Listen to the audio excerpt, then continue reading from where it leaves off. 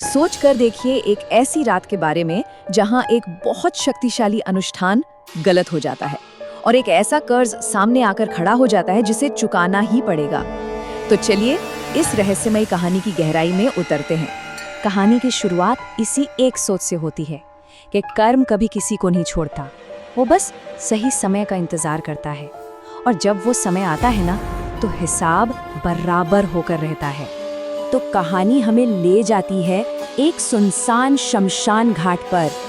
यहाँ एक बहुत शक्तिशाली अघोरी एक गहरा अनुष्ठान कर रहा है, लेकिन उसे इस बात का बिल्कुल अंदाजा नहीं है कि कुछ बहुत गलत होने वाला है। ऐसा लग रहा है कि सब कुछ, बिल्कुल सब कुछ उसके काबू में है। उसके मंत्रों में बहुत शक्ति है और उसका इरादा है एक आत्मा को अपने वश में करने का। लेकिन तभी अचानक कुछ ऐसा होता है जिसकी किसी को उम्मीद नहीं थी। अनुष्ठान की पूरी शक्ति उसी पर पलट जाती है और जहां पहले नियंत्रण था, अब वहां सिर्फ खौफ है। और फिर एक एक करके उसकी शक्ति के सारे निशान मिटने लगते हैं। उसकी रुद्राक्ष की माला वो टूटकर गिर जाती है। हवा, नदी की आवाज सब थम जाता है।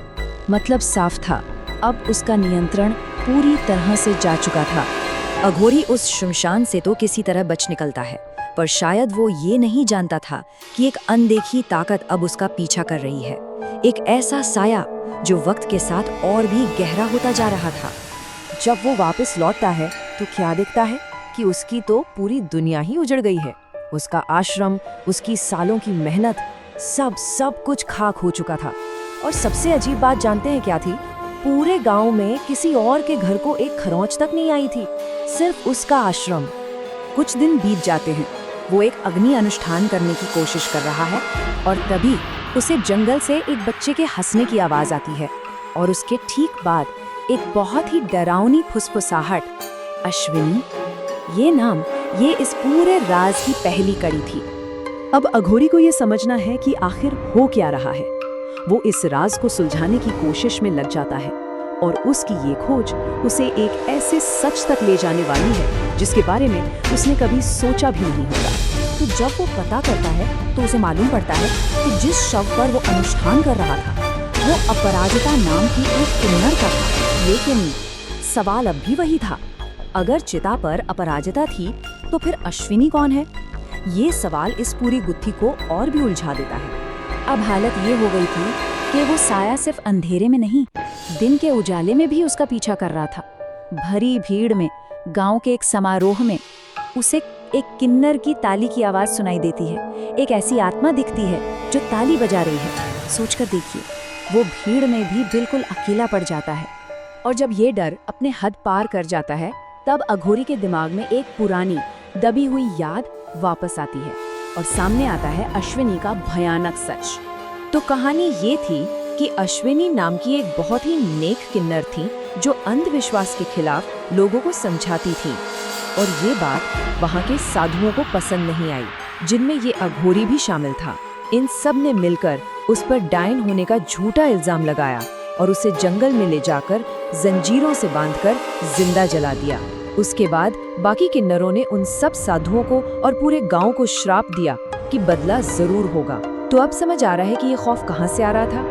तो अब वक्त आ गया है कर्म के न्याय का। अतीत और वर्तमान आमने सामने खड़े हैं और बदले की ये कहानी अपने सबसे डरावने अंजाम की तरफ बढ़ रही है। याद है वो गांव का समारोह?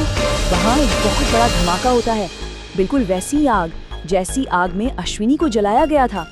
सालों पहले जो श्राप दिया गया था वो अब सच हो रहा था। कर्म का पहिया घूम चुका था, अब बस हिसाब बाकी था। जैसा कि हमने पहले बात की थी, किन्नर समुदाय को दक्षिण एशिया में बहुत माना जाता है। उनके पास आशीर्वाद और श्राप दोनों की शक्ति मानी जाती है और अब वही श्राप अपना असर दिखा रहा था।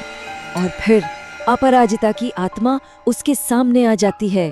अघोरी जो इतना शक्तिशाली था वो घुटनों पर गिर जाता है और उस दया की भीख मांगने लगता है जो उसने खुद कभी अश्विनी को नहीं दिखाई थी।